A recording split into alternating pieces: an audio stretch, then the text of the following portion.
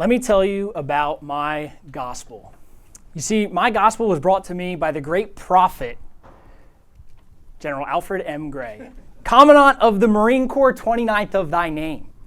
And he provided me with arguably the most read, cited, and referenced document in the Marine Corps, my gospel, the good book, MCDP-1. And it's the good book for good reason, because the world according to warfighting applies to almost everything we do as warfighters. It talks about things like such as combat power. And it goes in depth on combat power. It says, combat power is the total destructive force we can bring to bear on our enemy at a given time.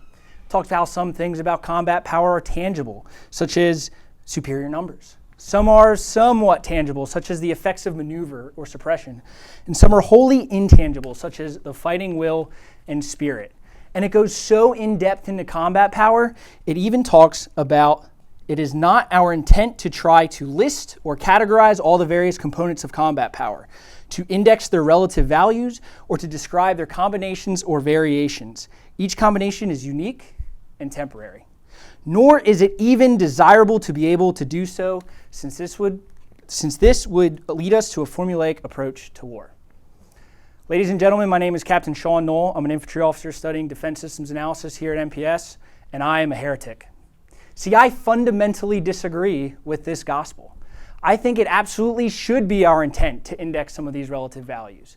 We need to understand how their combinations and variations create second and third order effects that affect our effectiveness. And it is absolutely desirable to do these things when it comes to decisions on how we train, man, and equip our Marine Corps. You see, we are letting our definition of combat power, rooted in a tactical document on warfighting, affect our decision-making off of the battlefield. And ultimately, this is a problem because a decision without data is an opinion. It is not based in fact. And we as an organization are professional, educated, opinion-based decision makers.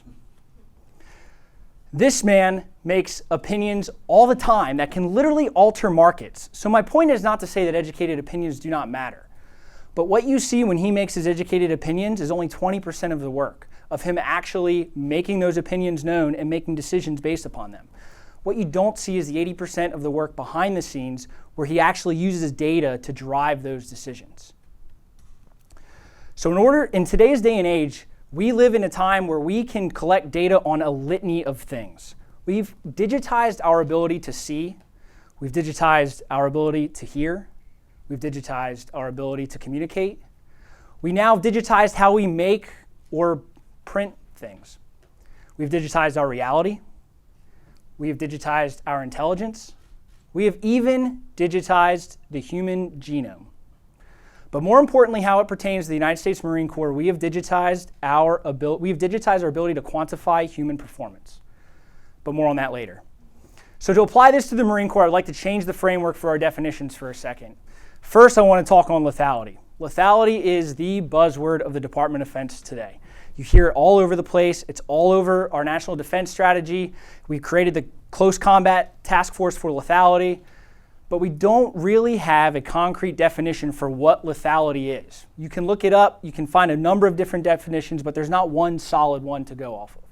So to fill that void, I would like to take our definition of combat power that we currently have described in MCDP-1 and apply it to lethality. And then we're going to define, for our purposes, combat power to be the personnel that actually power that lethality. So under this framework, I want to bring it into the Marine Corps and apply it to the Marine Corps Warfighting Lab and their experiment Sea Dragon 2025 with 3rd Battalion, 5th Marines. Specifically, I want to look at their experiment objectives during the integrated training exercise, where their first objective was to assess the effectiveness of the new TO, task organization, and executing ITX evolutions. So when I look at this, there are 3 things that stand out to me. The first being experiment, or a scientific-based process to answer a question. The second being assess, and the third being effectiveness, which I see as a non-binary variable. So we are conducting a scientific process to assess non-binary outcomes or variables, which would lead you to think that there is data. So let's look at what the data tells us. This is a slide from the final report of Sea Dragon 2025 by the Marine Corps Warfighting Lab. And despite what you see as the title of this slide and the litany of words on it, you're not going to find a single data point there. The entire thing is observations and experience-based opinions, not a single data point. So where did this quote-unquote data lead us? We decided to change the size of the Marine Corps Rifle Squad from 13 to 12. The argument was that we've now become more lethal, so therefore we require less personnel. But where was the data to actually prove that we've become more lethal? Where is that balance between an increase in lethality and a decrease in personnel? How did we gain that lethality? Where did it come from? And then before we even had an opportunity to quantify what our first decision in our new status quo put us, we changed the size again to 15 for Marine Expeditionary Units. We don't even know where we're currently at, and we're making second and third order changes on that. And thankfully for us, there are organizations outside of the Marine Corps that can model what we're trying to do and parallel decisions that we would have to make within the Marine Corps. And this brings us back to the Houston Astros. What you see here is the cover of Sports Illustrated in June 2014, where Sports Illustrated correctly predicted that the 2017 World Series champions would be the Houston Astros. So that begs the question, what did the Houston Astros do in 2014 to warrant such a prediction? That was ultimately correct. In 2014, the Houston Astros hired 2 personnel from NASA, the first being a data scientist and the second being a systems engineer. And they played what is known today as Moneyball, or essentially data analytics to make strategic decisions in the game of baseball. They didn't tell the players what to throw, the pitchers what to throw, the players what to swing at. They didn't tell the coach how to coach. They just used data to put the best combination of players onto the field, provide the manager, or in our case, the commander, with the greatest access to information to go out, play the game, and win. An excellent example of a strategic organization putting a tactical level commander in a position using data and information to go, to fight, and to win. So, why does this matter right now? Because we are on the edge of a rapid increase to our lethality that's going to be long-standing. This increase is written all over our national defense strategy. In fact, it's the first line of effort in our national defense strategy. And these increases to our lethality are going to force us to relook at how we train, how we equip, and how we fight in the future. And thankfully for us, we can start this process now. The Marine Corps is in a unique position today to start this data collection, analysis, and recommendations. We currently have the time. With our decreasing wartime demands and our increased fidelity in our scheduled rotations and deployments, we have the time to start doing this. We have the space.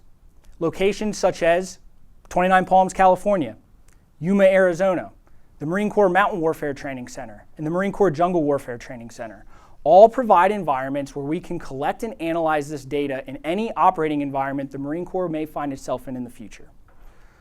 We have the personnel. The Marines that can do this data collection and analysis and make recommendations on it exist in the Marine Corps today. Some of them are in this room currently. And they can even leverage the experience that we value so much currently when they make those recommendations. And finally, we have the infrastructure. Organizations such as the Marine Corps Warfighting Lab, Tactical Training Exercise Control Group, the Infantry Officers Course, and the School of Infantry are all organizations that can work together to collect this data and actually use it in our decision-making process. Ladies and gentlemen, we as an organization, specifically us as Marine Corps officers, pride ourselves on our ability to rapidly analyze information, make a decision, and execute violently to success. Our collective decision-making process was crafted on the hills and on the sand tables of Quantico, Virginia. There is no denying the merits of this program, this system, to the warfighter. But it is doing us absolutely no favors off of the battlefield. It's time for us to start providing a foundation of fact to maximize the effects of the decisions that we're making. Thank you.